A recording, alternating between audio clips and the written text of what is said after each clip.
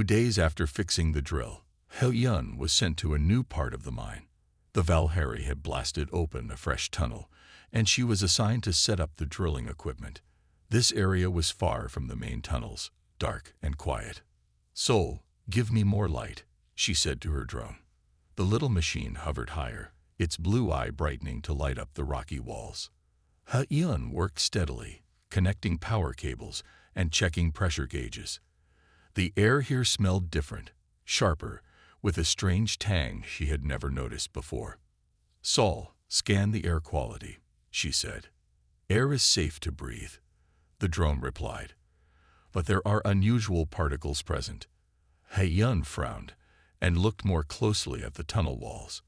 That's when she saw it, a thin line of glowing blue running through the dark rock. It was so faint she might have missed it if not for Saul's light hitting it just right. "What is that?" she whispered, moving closer. The blue line seemed to pulse slightly, almost like it was alive. She had worked in the mines for 12 years and had never seen anything like it. Yun looked around to make sure no Valkyrie were nearby. Then she took a small chisel from her tool belt and carefully chipped at the rock around the blue line.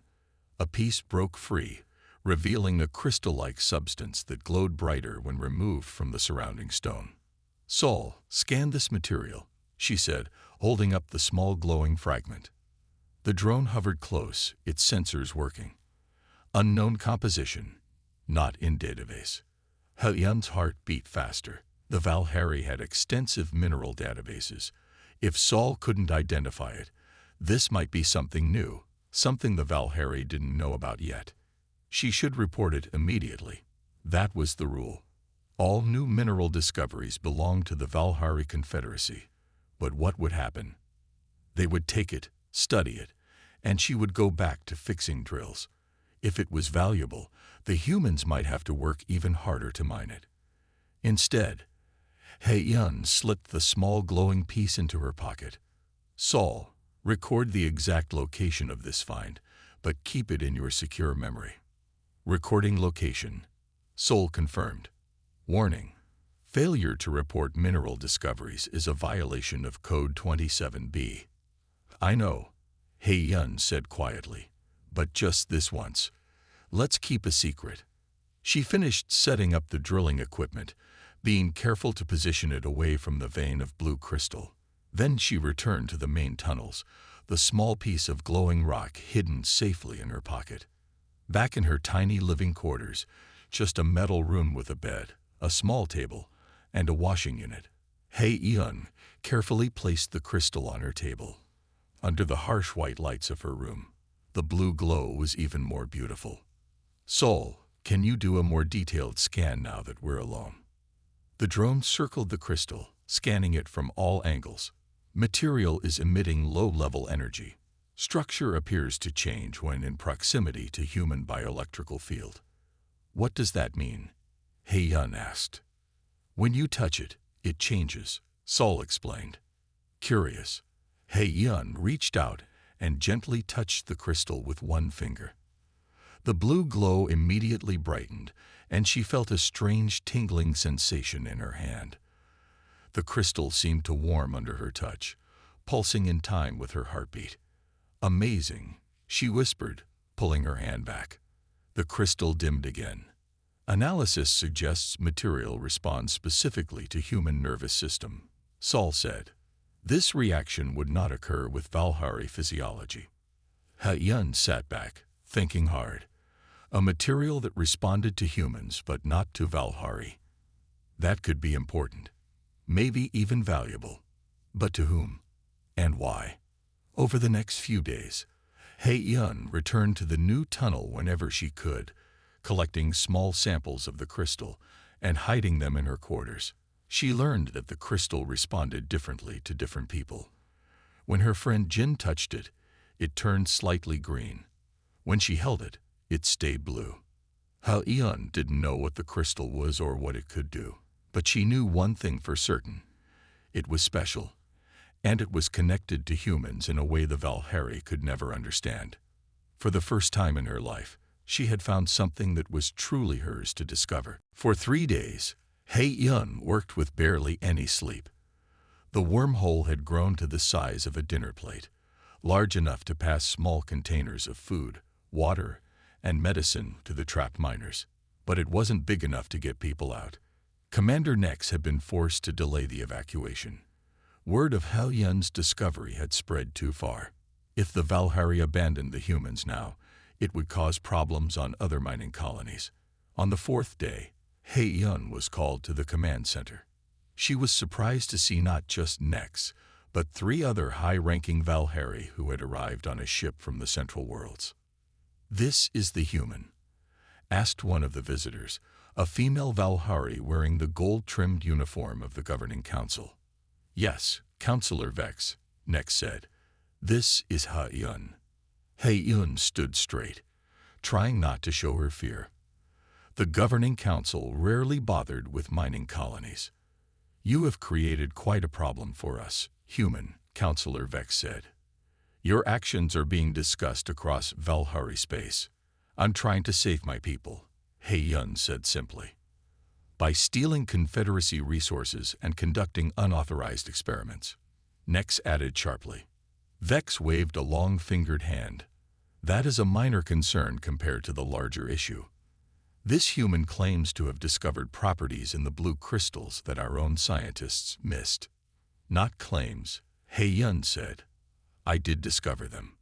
The crystals respond to human bioelectrical fields in a way they don't respond to Valhari." "Impossible," said another counselor. "Humans lack the mental capacity for such discoveries." "Then how do you explain the wormhole I created?" He Yun challenged. The counselors looked at each other. Finally, Vex spoke. "You will demonstrate this again, before the full council. If you are lying, you will be severely punished." 2 days later, He Yun stood in the largest room on the mining colony, the cargo bay. It had been cleared of equipment and now held hundreds of Valhari who had arrived from nearby systems. Word of the human discovery had traveled fast, and the council wanted many witnesses. In the center of the room, He Yun's device sat on a platform. It had been examined by Valhari scientists who couldn't find any trickery. Now it was time for the demonstration. "Proceed," Counselor Vex ordered from her seat at the front. He Yun stepped forward. Sol hovered near her shoulder, ready to take readings. The crowd of Valhari watched silently, their yellow eyes unblinking. "The blue crystal, which you call simply Mineral X42, creates a unique reaction when in contact with human bioelectrical patterns," He Yun explained. "I will now demonstrate." She placed her hands on the crystals. As before, they glowed brightly, the blue light running up her arms. Above the device, space began to fold, creating a dark opening that grew larger by the second. "Current diameter, 20 centimeters, Sol announced. "Wormhole is stable." Murmurs spread through the Valhari audience. Some stood for a better view. "This could be a trick," one counselor said. "How do we know this opening leads to the trapped miners?" "Taiho," He Yun called into the wormhole. "Can you hear me?" "Yes, He Yun," came the reply, echoing strangely through the hole in space. "We're still here."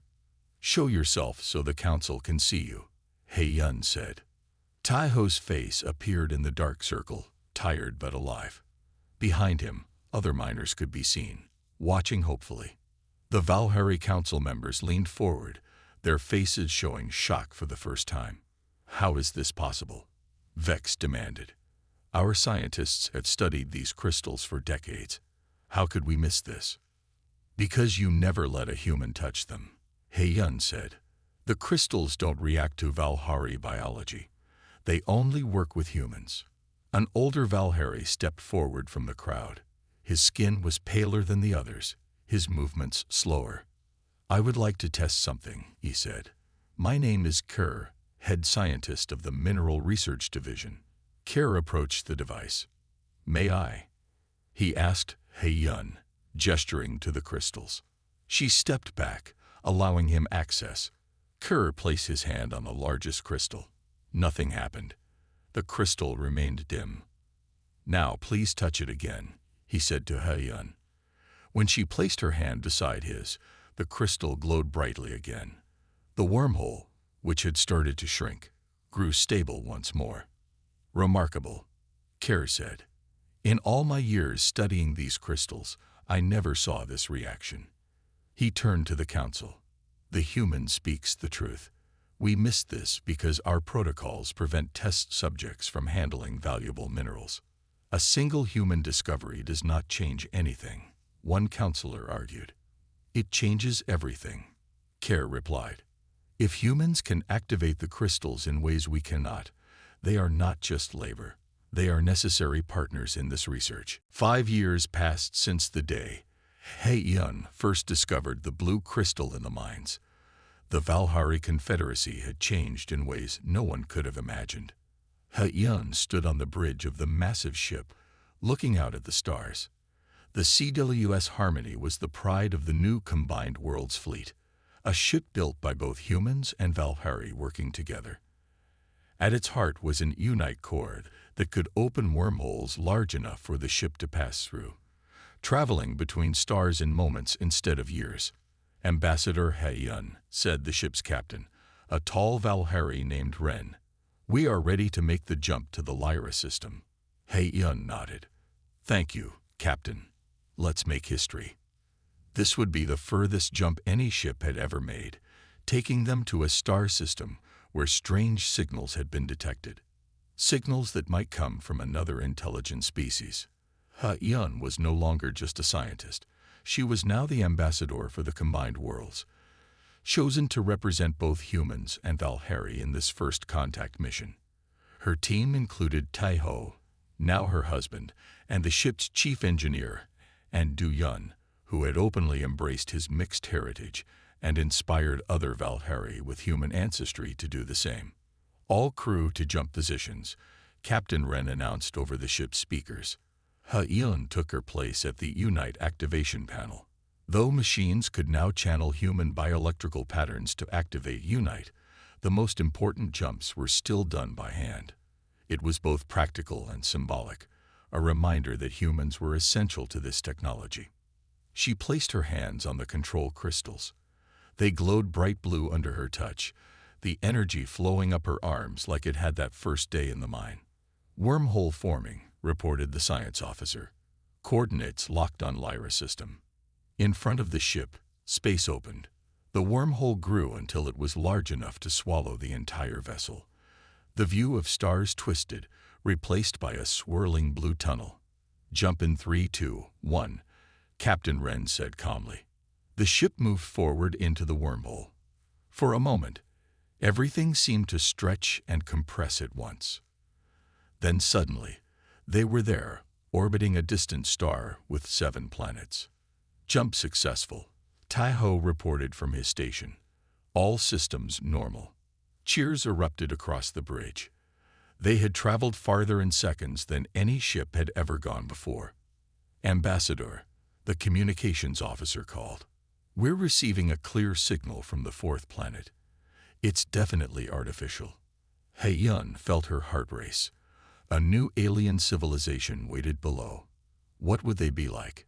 Would they be like the Valhari once were, seeing other species as lesser beings?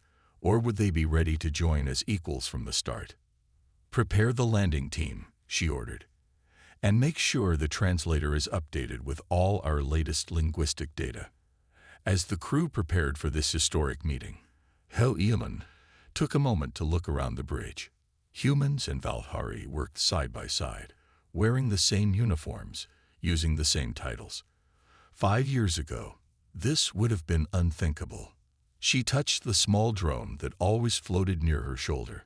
Sol had been upgraded many times, but He-Yun had kept its original blue eye, a reminder of where they started. I never imagined any of this, she said quietly to Tai-Ho as he joined her by the viewport. I did, he said with a smile. The moment I saw you standing up to Commander Nex, I knew you would change everything. He-Yun laughed. I was just trying to save you. And you saved all of us, he said. Do you know what they're teaching the children now? Both human and Valhari children. What? They learn about He-Yun, who showed that the greatest discoveries happen when different peoples work together. Your name is one of the first things Valhari children learn to say in school. Hei-yun felt tears in her eyes. Her name, once just a sound the Valhari wouldn't bother to remember, was now part of history. The landing shuttle was ready. As ambassador, Hei-yun would be the first to step onto the alien world. Before leaving the bridge, she looked once more at the ship's registry plate. There, etched in both human and Valhari script, were the words, CWS Harmony, First Tion Take to Vessel, Ambassador Hei-yun, Dia Cover of EUNIT, Unitier of Polis.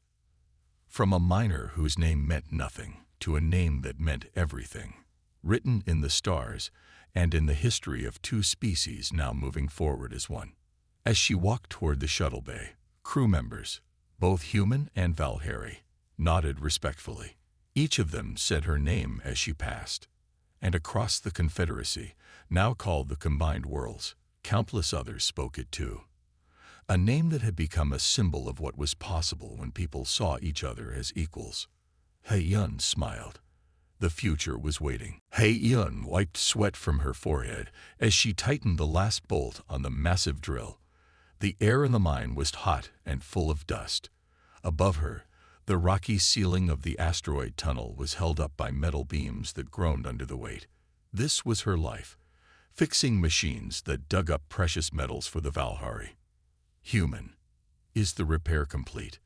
The sharp voice came from Overseer Kraz, a tall Valhari with blue-gray skin and 4 yellow eyes that never seemed to blink. Yes, Overseer. Drill Unit 7 is operational again, Hei-yun said, keeping her eyes down. Then move to Section 12. Another drill needs attention. The Valhari didn't wait for her response before walking away. Hei-yun sighed. The Valhari never used her name. To them, she was just human or worker, or sometimes a number. Hei-yun knew she was smarter than most of the Valhari engineers. She could fix problems they couldn't even understand. But that didn't matter. Humans were at the bottom. Always.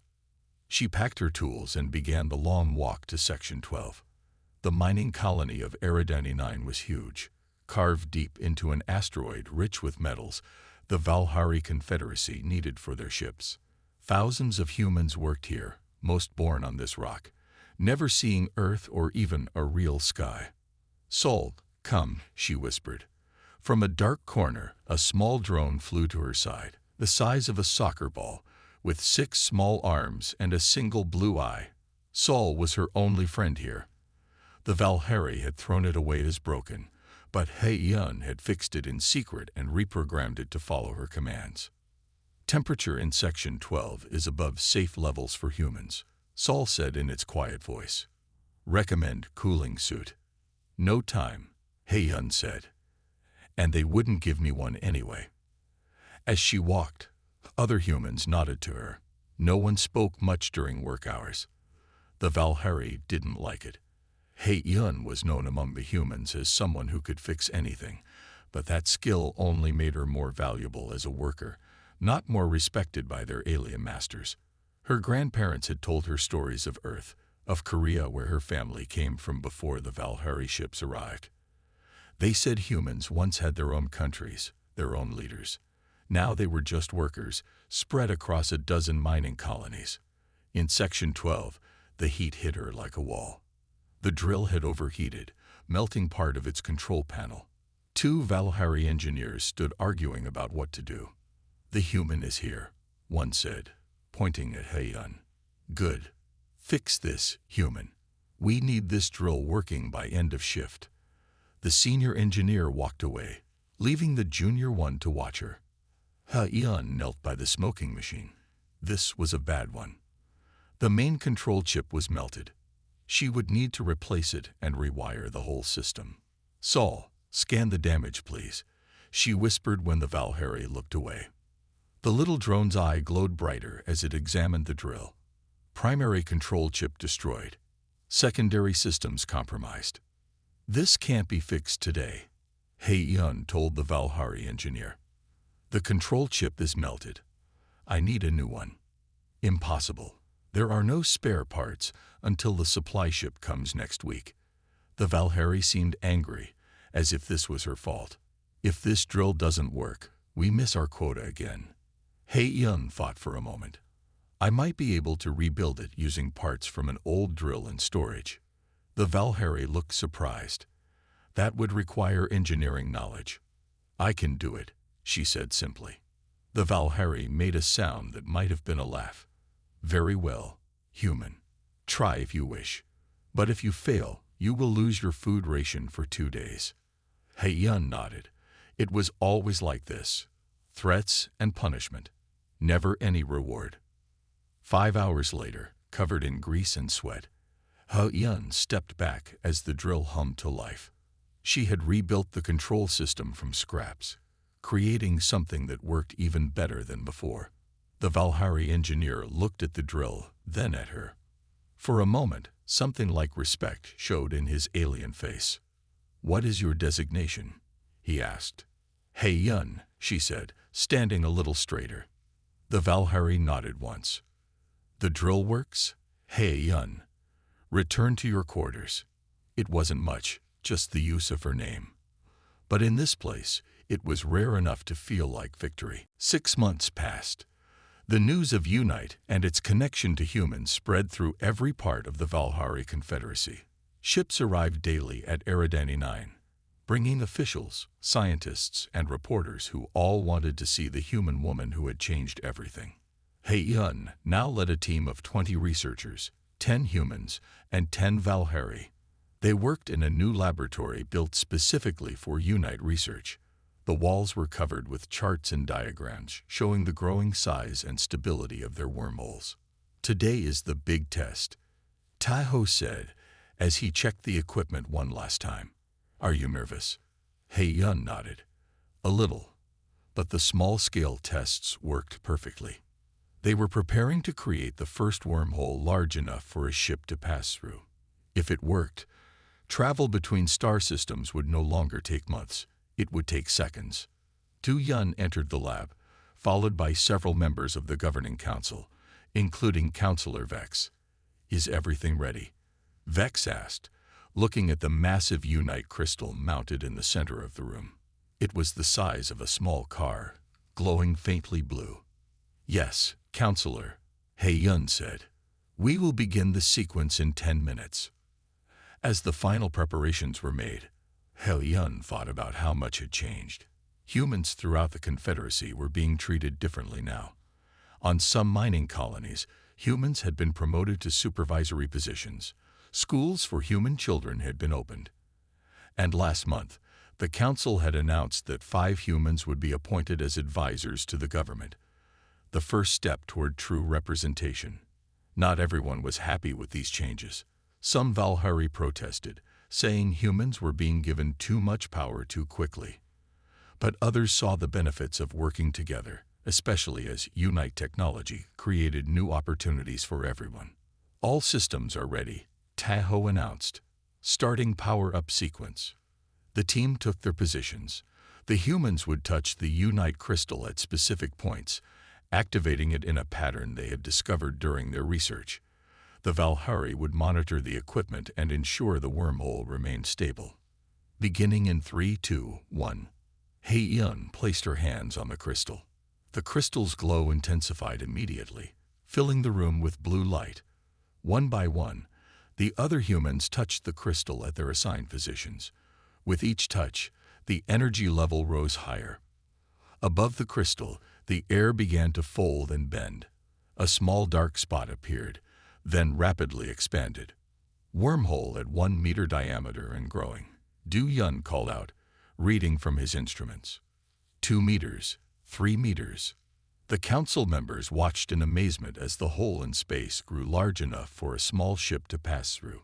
Through the opening, they could see the stars of another system, a destination they had programmed into the equipment. 5 meters, Yun said.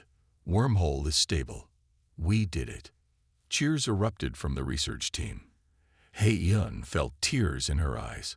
They had succeeded beyond what anyone thought possible. "This changes everything," Counselor Vex said, her voice unusually emotional. "The Confederacy will never be the same." Later that day, as the news spread across Valhari space, Hei-Yun received a message from the human settlement on Proxima Colony, the furthest human mining outpost. The message was simple. "They are saying your name in every language, on every world. You have given us a voice." 2 weeks after the successful test, Hei-Yun stood before the full governing council.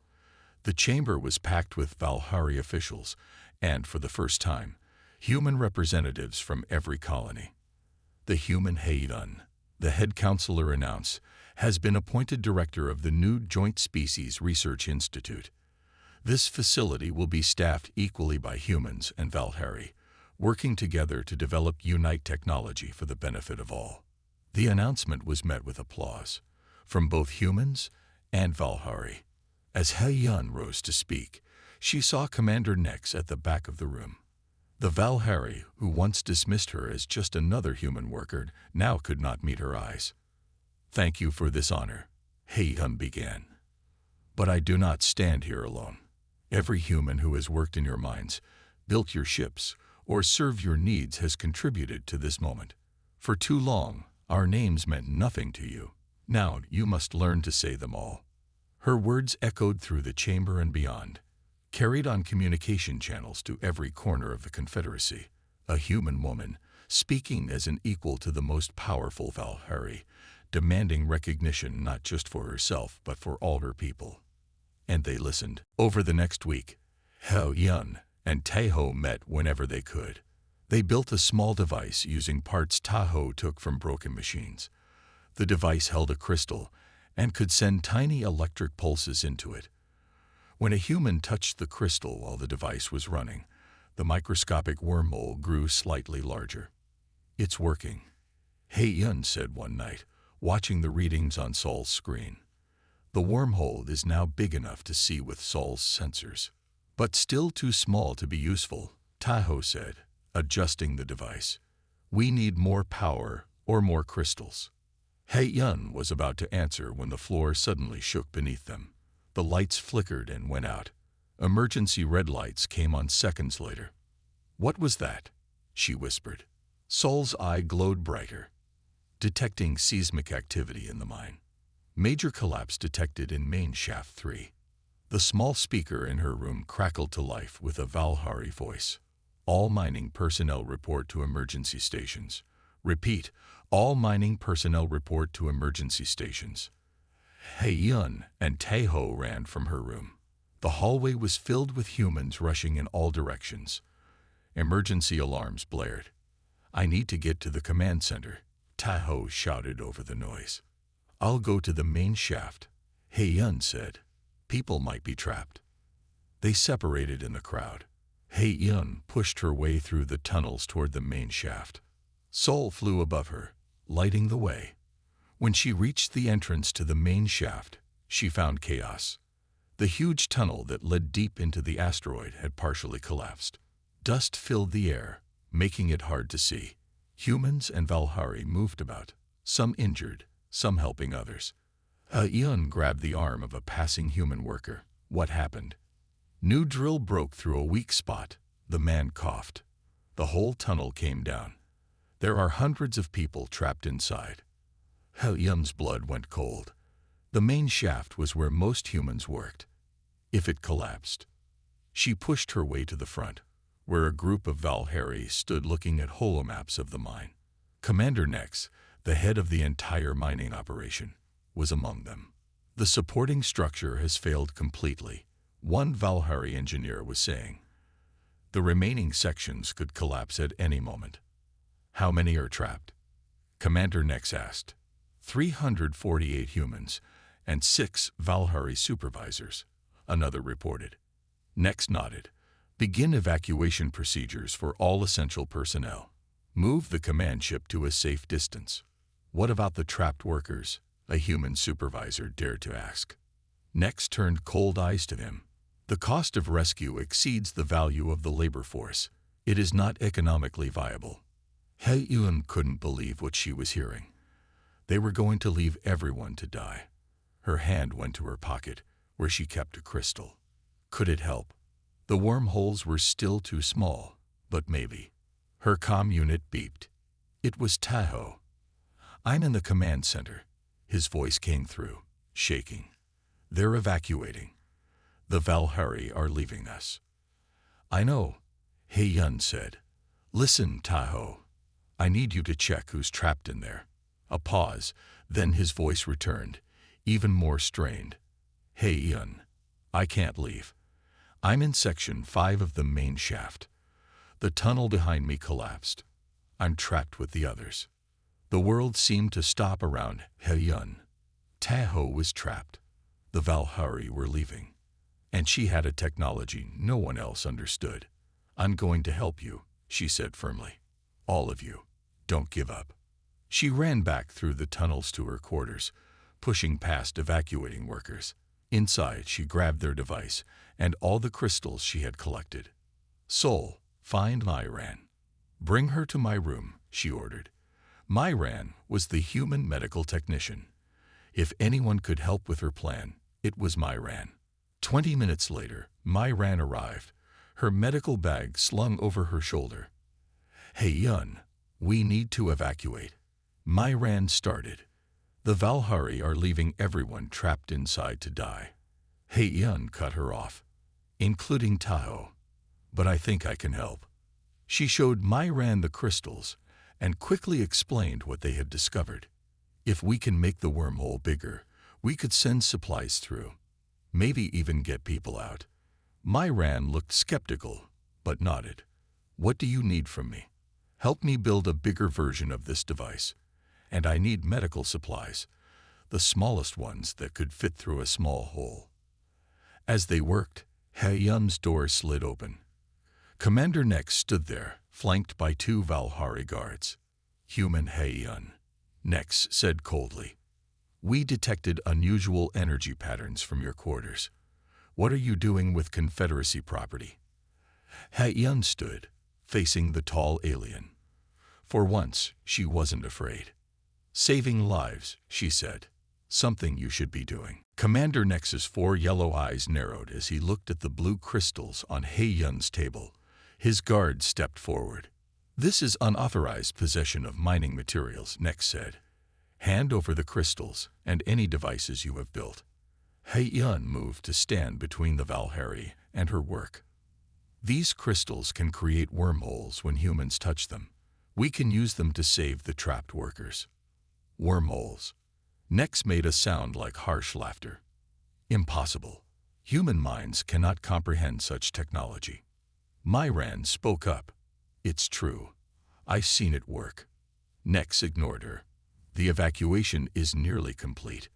All useful equipment is being moved to our ships. You will surrender these materials and board the last transport, and leave hundreds to die." He Yun's voice rose. "No, I won't go." The commander's face hardened. "This is not a request. Guards, take the materials." As the guards moved forward, the door burst open. 5 human workers rushed in, led by Jin, a big man who worked the heavy drills. "Hey Yun, we heard you might have a way to help the trapped workers," Jin said, then stopped when he saw the Valhari. "These humans are interfering with evacuation procedures," Nex said to his guards. "Remove them." Jin and the others didn't move. More humans appeared in the doorway behind them, filling the small hallway. "Everyone on this level is talking about He Yun's discovery," Jin said. "How these crystals respond to humans in a way they don't respond to Valhari." He Yun realized that word had spread among the humans. Perhaps Tahoe had told others, or maybe Myran had shared the news before coming here. Nex seemed to realize he was outnumbered. "This is absurd. No such technology exists." "Then let her prove it," Jin challenged. "Give her a chance to save our people." The commander hesitated, then gestured to his guards. "Bring them all to Maintenance Base 6. If this human wishes to demonstrate her discovery, she may do so before we depart." Under guard, He Yun and Myran, carefully packed the device and crystals. Sol hovered nearby, recording everything. Sol, Hei-Yun whispered, send a message to all human workers. Tell them what's happening. The little drone's eye blinked once in acknowledgement. In Maintenance Bay 6, a large room filled with repair equipment, more humans had gathered. Word was spreading fast. Hei-Yun set up her device on a workbench while Valhari guards kept the crowd back. This is a waste of time, Nex said. You have 10 minutes to demonstrate this supposed technology. Then we leave, with or without you. Hei-Yun worked quickly, attaching more crystals to the device. Myran helped, connecting power cells to increase the energy. Even if we make the wormhole bigger, Myran whispered, how will we reach the trapped workers? Taiho said he's in Section 5. Hei-Yun replied, we know exactly where they are. We just need to create a stable connection. As they worked, more humans entered the bay. Some brought tools and spare parts. Others brought food and water, small packages that might fit through a wormhole. They believed in her, Hei-Yun realized. For the first time, the humans were acting together. A human technician from communications approached. I received a message from Sol. Is it true you can create wormholes? Yes, Hei-Yun said, not looking up from her work. But we need to make them bigger. The technician nodded. I sent word to the other mining stations. Everyone is talking about the human woman who discovered what the Valhari couldn't. Hei-Yun paused, surprised. You sent word to other stations. We have our own ways of communicating. The woman said with a small smile. Your name is being shared across Valhari space right now. The idea was strange to Hei-Yun. Her name, which had never mattered to anyone but herself, was now traveling among the stars. Time is up, Nex announced. Show us this wormhole or we leave. Hei-Yun connected the final wire. The device hummed with power, the crystals glowing bright blue. I need everyone to stand back, she said. The crowd moved away, leaving a clear space around the device. Hei-Yun placed her hands on the largest crystal. The blue glow intensified, spreading up her arms. She felt the familiar tingling, but stronger now. Sol, scan for spatial distortion, she called. The drone hovered over the device. Detecting wormhole formation. Current diameter, 2 centimeters and growing. Above the device, the air seemed to fold in on itself. A small dark circle appeared, no bigger than a coin. But it was growing. The humans watched in silence. Even the Valhari guards seemed stunned. Diameter now 5 centimeters, Sol reported. Wormhole is stable. Where does it lead? Nex demanded, his voice less certain now. Section 5, main shaft, Hei-Yun said, struggling to keep her hands steady. Where our people are trapped. 1 month after the demonstration, Hei-Yun stood in a room she never thought she would enter. The science lab on level 1 had always been for Valhari only. Now she had her own workstation. All the trapped miners had been rescued. Using Hei-Yun's technology, the wormhole had been made large enough for people to pass through. Taiho had been among the first to emerge, thin and tired but alive. Human Hei-Yun, your presence is requested in Lab 3, said a voice over the speaker. Hei-Yun still wasn't used to the way the Valhari now said her name. They spoke it carefully, with a new kind of respect. The crystal material had been officially named Unite in her honor, despite protests from some Valhari officials. In Lab 3, she found Kerr, the head scientist, and a younger Valhari she had not met before. This is Du-Yun, Kerr said. He will be working with us on the Unite project. Du-Yun bowed slightly. Hei-Yun noticed something strange about him. His yellow eyes had flecks of brown in them, and his skin was a lighter shade of blue than most Valhari. It is an honor to meet you, Hei-Yun, Du-Yun said. His voice was different too, less harsh than other Valhari. Du-Yun has studied wormhole theory for many years, Kerr explained. He believes your discovery can be expanded to create stable wormholes large enough for ships. Ships? Hei-Yun was surprised. You mean we could travel instantly between star systems? Exactly, Du Yun said, excitement clear in his voice. The Confederacy has been searching for true faster-than-light travel for centuries. You may have found the key. They spent the day running tests on larger Unite crystals. Du Yun seemed different from other Valhari scientists. He asked He Yun's opinion, listened to her ideas, and treated her as an equal. During a break, when Kerr had left the room, Du Yun moved closer to He Yun. I need to tell you something, he said quietly. I am not fully Valhari. He Yun stared at him. What do you mean? My grandmother was human, Du Yun said. It was kept secret. Mixed heritage is not accepted in Valhari society. That's why your eyes are different, He Yun realized. Du Yun nodded. I have hidden my human blood all my life, but when I heard about your discovery, I knew I had to work with you. He picked up an Unite crystal.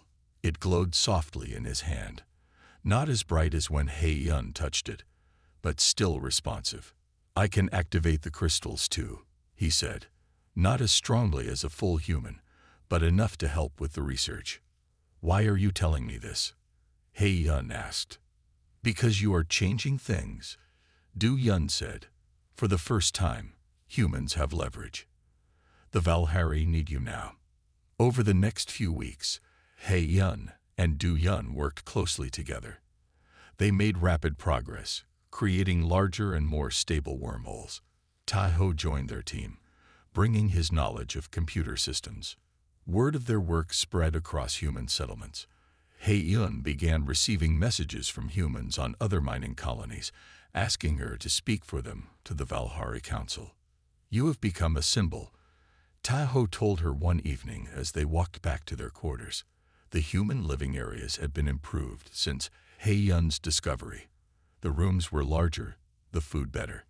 I never wanted to be a symbol, He Yun said. I just wanted to help our people. That's why they look up to you, Taho said, taking her hand. Your name is spoken with hope now. 3 months after the discovery, He Yun was called to a meeting with the full governing council. She entered the grand chamber with Taho and Du Yun at her sides. Human He Yun, Councillor Vex began. Your work with Unite has proven valuable to the Confederacy. Thank you, He Yun said. But I'm not the only one who deserves credit. All humans can activate Unite. We should all be recognized for our contribution. Murmurs spread through the council chamber. This was not what they expected to hear. What are you suggesting? Vex asked cautiously. Humans want representation in the Confederacy government, He Yun said clearly. We want fair treatment on all colonies, and we want to be seen as people, not just workers. Impossible, one counselor said. Humans are not citizens. But you need us now, He Yun said. Without humans, your Unite technology is useless. That gives us power we never had before. The chamber fell silent. The Valhari knew she was right. Their ships, their weapons, their future plans, all now depended on human interaction with Unite. We will consider your requests, Vex said finally. A committee will be formed to discuss human status within the Confederacy. It wasn't everything, but it was a start. As He Yun left the chamber, she heard her name being whispered among the Valhari counselors. The same name that once meant nothing to them was now shaping the future of their society. For 2 weeks, He Yun collected small pieces of the blue crystal whenever she could sneak away. She now had a small pile hidden under a loose floor panel in her room. Each night after her work shift, she would study the strange material, trying to understand its properties. Saul, run test number 12, He Yun said, sitting cross-legged on her floor. The little drone hovered over a crystal piece and aimed a small energy beam at it. The crystal absorbed the energy, but did nothing else. He Yun frowned. The material responded to human touch, but not to other energy sources. What made humans special? A soft knock on her door made her jump. Quickly, she covered the crystals and slid them back under the floor panel. Who is it? She called quietly. It's Taeho, from Systems Repair. Hae-yun relaxed a little. Taeho worked in the command center, fixing the computers that controlled the mining operation. They had talked a few times when she was called to repair equipment there. He was quiet and smart, and his eyes didn't have the empty look that many longtime miners had. She opened the door a crack. What do you want? Taeho looked nervous. Can I come in? I need to talk to you. Hae-yun hesitated, then stepped back to let him enter.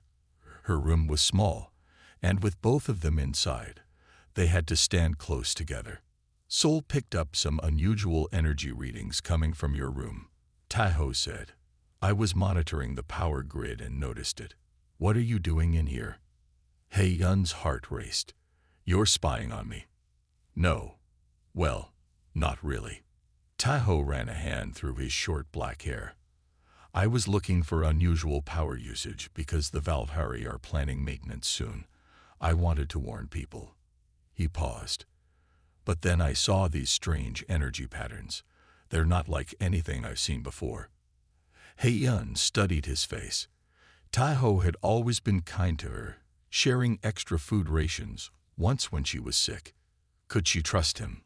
If I show you something, will you promise to keep it secret? She asked. Taeho nodded. I promise. Hae-yun knelt and removed the floor panel, revealing her collection of blue crystals. In the dim light of her room, they cast a soft blue glow over both their faces. What are they? Taeho whispered, kneeling beside her. I don't know yet, but watch this. Hae-yun picked up one crystal and held it in her palm. It brightened immediately, pulsing with her heartbeat. They respond to humans. Here, try. Taeho took the crystal. In his hand, it glowed with a slightly purple tint. Amazing. Where did you find these? In the new section, Tunnel 14. Hae-yun took the crystal back. I've been testing them, but I can't figure out what they're for.